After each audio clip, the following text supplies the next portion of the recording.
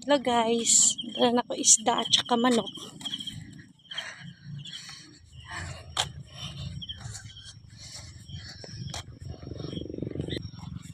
(6:39) na in the morning guys.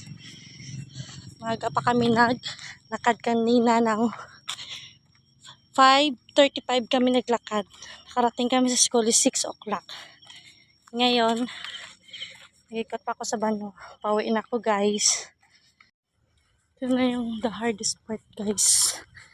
The hardest part sa paglalakad guys is yung patungas. Paakyat.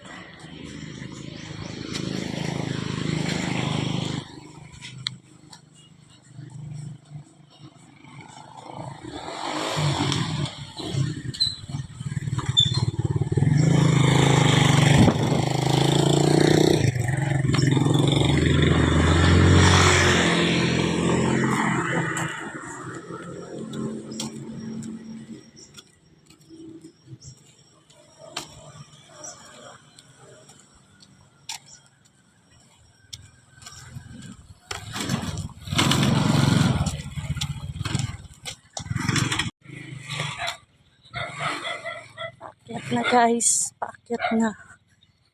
Ang worst. Yung paakyat. Pawis, pawis,